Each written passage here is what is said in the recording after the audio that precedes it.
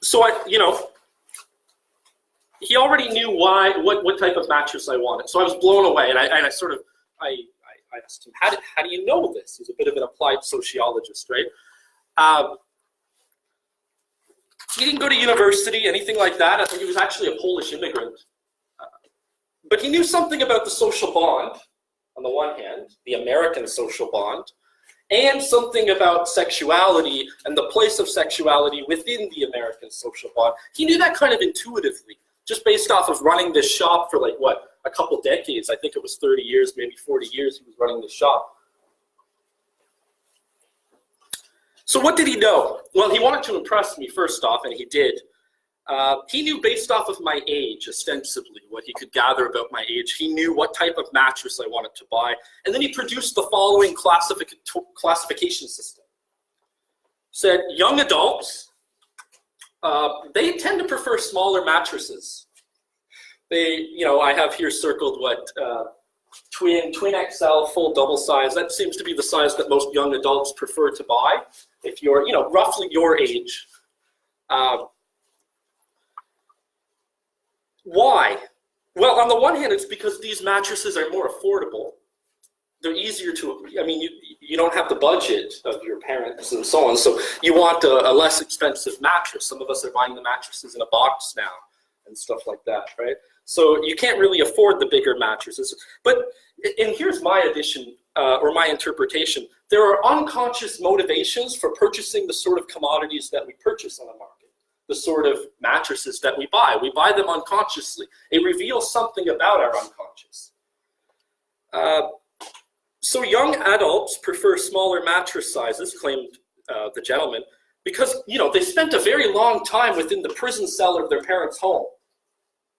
17, 18 years they spent confined in their bedroom. You know what that means? You have the parents as an obstacle to the sexual relationship, right? So you can't have a lot of sexual exchanges in the home. You're in a bit of a prison cell there. And now you get to break free for the first time. You're going to university, you're entering the work world, you're being an independent adult, and you can form a sexual social bond. So you want a smaller mattress because it forces intimacy. I always say this to my wife. She's going to hate that I said this, but I always say this to my wife, can we have a smaller mattress? Because it forces you to sleep closer together, right? It forces you to be close and more intimate. A larger mattress doesn't. It forces some space between bodies, right? So they desire smaller mattresses, according to this gentleman who owned the store, to sort of force their potential partners, whatever sexual or romantic partners might come into their life, into sleeping close with them in the bed. So to put this differently, young adults desire smaller mattresses because they want to bring into existence a sexual relationship that for a long time they felt to be lacking, they felt wasn't there. And they want to bring it into existence now, by unconsciously. We may not go around thinking this like I do because I'm a pervert, but the rest of you probably don't, right? Okay, that's young adults. Then middle-aged people, that's,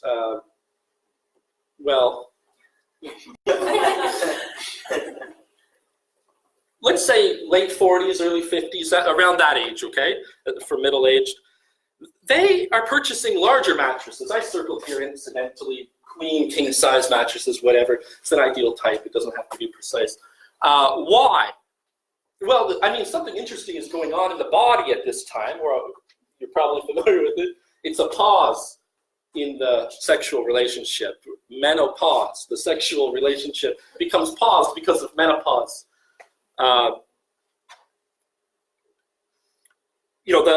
It marks the completion of the woman's menstrual cycle, and it's well known and it's well documented, of course, that this comes with some impact on the sexual desires of the woman. She's less sexually aroused, less desiring sexual encounters, and so on. And you can imagine this puts a bit of a hamper on the sexual relationship, whatever the sexual orientation of the person going through menopause. So the couple tends to opt, in this case, for more comfort. They're more in the process of putting the sexual relationship at a distance. Distance between bodies, more comfort, less intimacy. So a larger mattress can do that. They may not be consciously thinking this. I'm not claiming they're going around thinking this stuff, but perhaps unconsciously. What they desire, and it's a real desire inspired in this case by changes to the body, is less of a sexual relationship. Some studies suggest that during menopause, the sexual relationship is actually more of a burden. Like, oh, I'm just not interested. It's a huge, the sexual relationship is overbearing. Oh, it's burdensome. You want to put it, tuck it away, go over there. Like, let's have some distance here, too much. And then we have the elderly. The elderly, indicated here by the color gold, because I don't know how to do this stuff on PowerPoint very well and make the old circles disappear. The elderly tend to purchase larger mattresses, or sorry, much smaller mattresses. Apologies.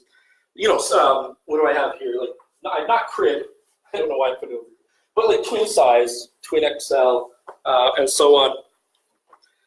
And why? Well, because unfortunately, the sexual relationship here, as we know it, kind of no longer exists. I mean, there's still sublimations. There's still a life of sexuality in elderly people, and we have to disrupt that stereotype that elderly people are not sexual creatures. They are. We all are. But the body is breaking down, and unfortunately, it's tragic. Sexual partners are dying, disappearing. So it's because that the sexual relationship doesn't exist here that we find all kinds of different sublimations in elderly. There's dirty talking, there's gentle touching and watching, and all these other types of sexual satisfactions, as we learned last week, are sublimations.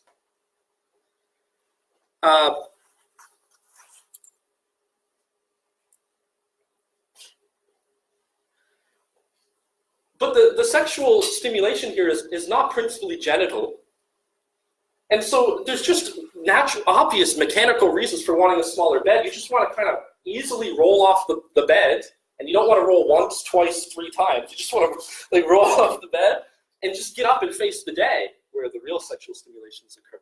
So you don't want a bigger bed, because then you got to roll many times to get off the bed, right? So it's just, it seems to satisfy that function. So there is an ideology here to mattresses, to why we purchase the mattresses we want to. That's really the point I'm trying to make. The correctness of this ideal type doesn't really matter so much.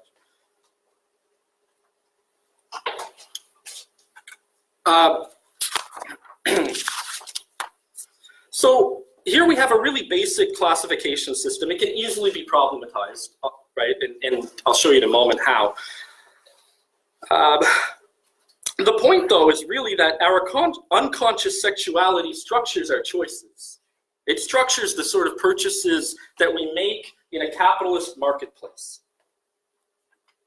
When we're buying mattresses, we're not simply buying a product on the market.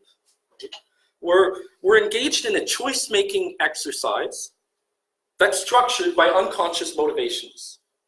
Whether we're aware of it or not, it's an unknown knowledge, you remember? An unknown knowledge. So, you know, as Lacan once said, remember last week, for the moment I am not fucking, I am speaking, but I can have precisely the same satisfaction as if I were fucking, an example of sublimation. Then here, within the capitalist marketplace, we can say the same thing. For the moment I'm not fucking, I am shopping. But I can have precisely the same satisfaction as if I were fucking, and I added precisely because there is no sexual relationship. There's a bit of an amendment I would make to the story that I just told you. I didn't actually believe the store owner's claim that young adults are buying smaller mattresses. I didn't believe that was true. It doesn't mesh with my theory, my idea of how American society is currently structured.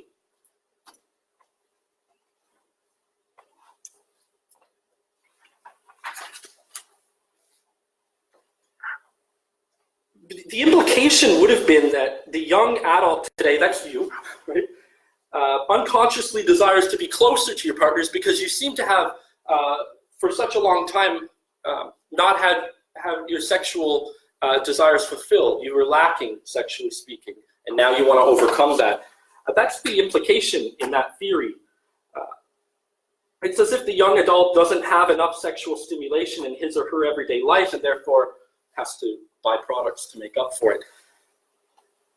In this case, a mattress. I don't think that's necessarily true, and I don't think that's necessarily how it's working in America. Maybe it would have been one of Freud's perspectives, but it doesn't match my understanding of contemporary capitalist dynamics, where sex sells, where there's a sort of confluence of sexuality and commodification, where sexuality functions on Tinder as if you're shopping in a supermarket. It's the supermarket of the flesh, right? It's like you're choosing between all those crazy choices. I mean, I was at Meijer the other day trying to shop for laundry detergent, and I'm not kidding you. There were too many choices. There were just so many choices. It's the same with Tinder. You're just walking down virtually the aisle and choosing products, commodities in a sense.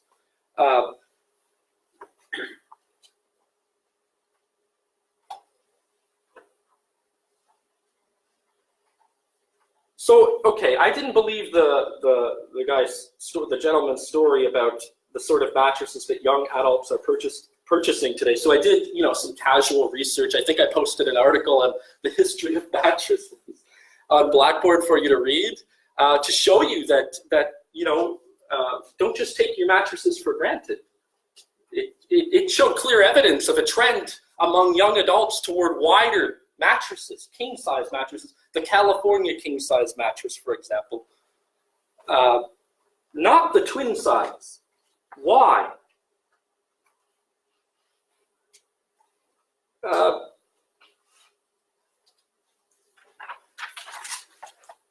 what I just discovered actually was that young adults seem to be increasingly more interested in buying these larger mattresses because they're desperately trying to silence all the various stimulations, sexual stimulations, that are happening in their lives right now. There's too much. It's too much.